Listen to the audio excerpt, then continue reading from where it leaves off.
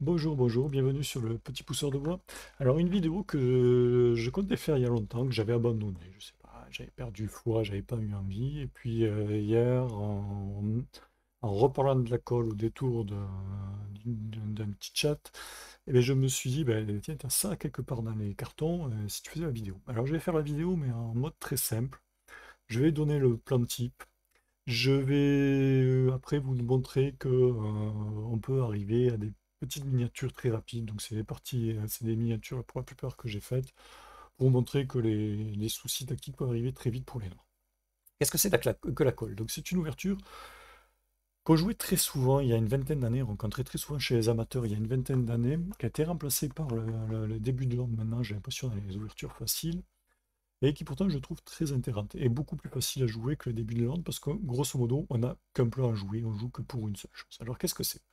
C'est une espèce de Simislav avec couleur inversée. Donc on va la jouer comme ça, KV6, je vais le prendre plutôt comme ici, KV3, D5. Alors on se développe, c'est un développement classique. Voilà, et on arrive à ça.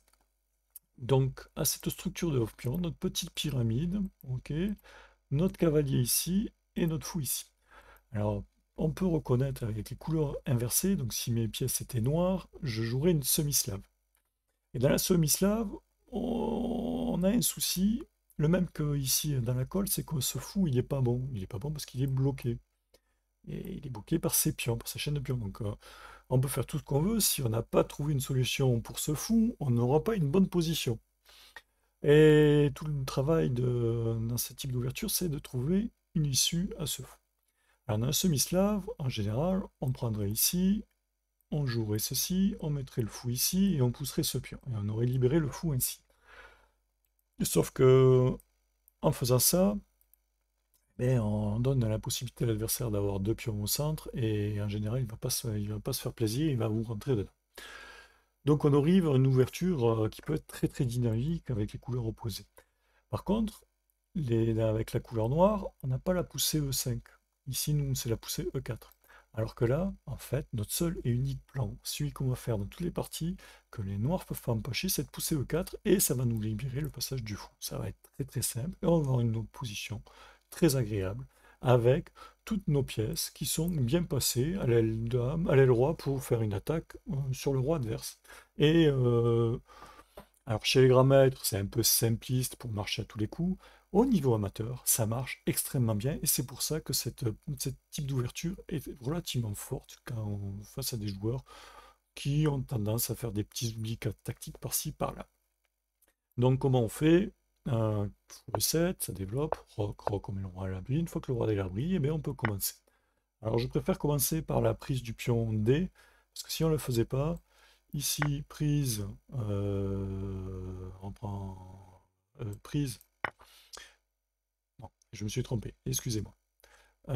Si je fais la poussée E4 tout de suite, il pourrait y avoir prise, prise, prise, prise, prise, et on se retrouverait avec ce pion isolé.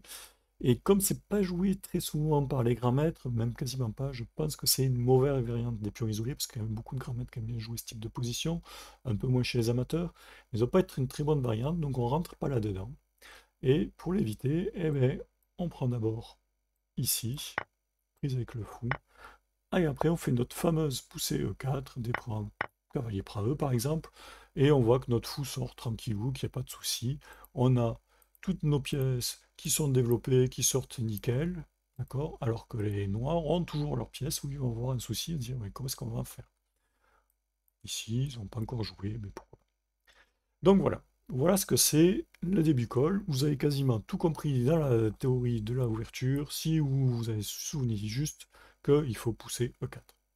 Notre issue, c'est E4, et dans 99,99 positions, ça va être ça. Alors on peut avoir des plans, si je reviens en arrière, on va revenir ici, on peut aussi avoir des plans que je ne vais pas montrer ici, avec, qui vont être des Stonewall. En mettant le cavalier en E5, en poussant F4, dans certaines fois ça marche plutôt bien. Alors je le joue, mais dans une autre colle qui s'appelle la colle du Kertort. Avec ça, j'ai très très peu d'XP, donc je vais pas en parler. Donc ça, c'est le plan typique. On va passer maintenant un petit peu à la tactique. Qu'est-ce que ça, pourquoi on jouait ça? Ben, parce que c'est des petites tactiques qui fonctionnent. Alors, il y a des ouvertures où les tactiques fonctionnent mieux d'un côté que de l'autre. Ça fait partie de ces ouvertures. On se fait très rarement tactifier là-dessus. Par contre, on tactifie très souvent. C'est relativement facile de trouver des petites choses qui traînent. Ici, alors c'est une partie que j'ai sortie du livre sur la colle de Palliser. Alors, un des points tactiques ici, c'est la prise en H7. J'ai fait une vidéo là-dessus, donc je mettrai en description dans un lien en dessous. Le sacrifice en H7 qui vient ici. Je vous l'ai fait, donc la plupart des cas, je serai traité là-dessus. J'ai bien aimé celle-là de variante que j'ai trouvé dans le livre de Palliser, donc je la rajoute. En plus du lien, eh bien, vous aurez celle-là. Ici, c'est une partie de grand maître, donc 2 mètres, ou je sais pas, Anam le blanc, les noirs est un bon joueur, ça fait placer, donc il avait quand même pas vu venir. Ben voilà, sacrifice en 7 tout de suite. Ok, alors ça nous vient, cette variante nous vient d'une prise ici, quand le pion est ici, on prend avec le pion, on reprend ici, et pour les connaisseurs, on aura repéré quand même quelque chose de structure qui ressemble très franchement à une cour à coin d'échange. Sauf que ben, leur fou est coincé derrière le pion et ne vient pas nous embêter ici, ici ou là. Ce qui aurait gêné fortement notre tactique. Donc c'est un gros avantage ce type de variante pour les blancs, ça va quoi en comprendre. Ici donc sacrifice, roi achète. Alors c'est la prise du roi, c'est pas le bon coup, hein. Je vous le mets avec la prise du roi pour simplifier. On fait échec, roi G8, on fait échec, roi H8, on fait tourner on fait coulisser la tour et le mat est imparable. Bien défendre pour venir s'interposer ici. On fait l'échec quand même, s'interpose et petit mat de l'étouffer avec le cavalier, simple, efficace, voilà. Un sacrifice de hachette qui fonctionne. Donc le sacrifice en hachette, dans cette ouverture, c'est quelque chose qui fonctionne très très souvent. Et si ça ne fonctionne pas, la menace que fait peser notre position sur le pion hachette fait qu'on va avoir des tactiques qui fonctionnent. Et ça, on va le voir très souvent dans mes parties. Et là, je ne suis pas sûr non plus que ce soit une de mes parties. J'aimerais bien la prendre un peu plus tard. Aussi, on va la reprendre ici, à la poussée E4. On va revenir. La poussée E4 classique, on y est. Prise, prise. Ok. On développe le fou reprend. Pas d'échange. Alors, un coup dame C7, c'est souvent que ça arrive dans ce type de variante. La dame qui vient ici, c'est pas commun. Et le fou, ça c'est l'erreur. C'est l'erreur fatale parce que ben, le sacrifice vient. Dame H4, je crois G8. On revient à la même chose. Et ça gagne du matériel. Et les noirs abandonnent ici. C'est trop dangereux. Tout rentre, tout perd. Le cavalier ici est mort. Donc le fou ici est mort. Donc c'est le petit sacrifice en hachette qui a encore fonctionné. C'est quelque chose qui arrive très très souvent. Enfin, sincèrement, allez voir ma vidéo. Là-dessus, vous avez, pour comprendre ce sacrifice grec, pour ceux qui ne connaissent pas. S'il n'y a pas le sacrifice à échette, donc ça c'est pareil, mais ça c'est une de mes parties. Les deux autres, je suis pas sûr. Enfin, celle d'avant, je suis pas sûr. Celle-là, c'est une de mes parties, donc je les ai pas mises parce que pour pas mousser, parce que c'est quand même des grosses erreurs de mes adversaires. Mais pour vous montrer, parce que je connaissais, je sais très bien que ce qui va se passer dans ce type de partie.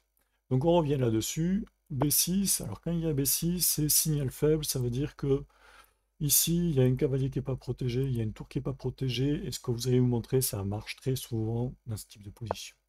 On pousse, mais voilà, on a fait notre poussée 4 classique, hein, prise, prise, c'est tout ce qu'il faut savoir, on pousse 4. Prise du pion, et ça c'est déjà une grosse erreur, et ça gagne en ligne. C'est pour ceux qui veulent réfléchir. Ok, oh, prise, prise, double attaque. Double attaque, ici, ici. Et s'il n'y avait pas le cavalier, ben, ce serait la tour qui serait derrière. Donc ça fonctionne très très bien. Donc on revient encore sur cette magnifique diagonale qui tape sur le pion H7. Ok, partie suivante. Partie suivante. Donc on a fait notre poussée, on a fait notre poussée E, eux ils ont fait une poussée ici E5 pour essayer de contrecarrer. On prend, on embête le fou, les Nords préfèrent le garder, on fait peur à la dame s'en va, et je vous le donne en mid, cavalier, fou. Il y a une pièce pas protégée ici, vous l'avez vu, pas protégée c'est pas bien, et on a la même que tout à l'heure en couleur mais dans l'autre sens. double attaque, toujours sur le mat sur H7, et prise d'une pièce qui traîne, qui n'est pas protégée. Allez, suivant. Suivant, suivant, suivant. Ok, on fait notre fameuse poussée classique, c'est prend. Et on fait l'effet deuxième effet qui se coule. Si on a poussé E4, c'est qu'on a envie de pousser E5. Et ici, on a la poussée E5 avec, bien entendu, la petite fourchette. Bon, ben, ça arrive régulièrement, ce petit oubli tactique. Alors, on a envie de pousser E5, hein, si on pousse E4, si personne ne fait rien. Très souvent, on va pousser E5 parce que ça nous libère de toute manière. Ça fait partir ce cavalier et fait que on a une petite faiblesse en achète. C'est-à-dire que si on fait notre poussée et que le cavalier est plein, eh ben, on a notre famille sacrifice à l'achète qui fonctionne bien souvent. Là, ils n'ont pas fait attention, perte du pion. Donc tout ça, c'est des miniatures. On peut bien sûr avoir des parties un petit peu plus structurées.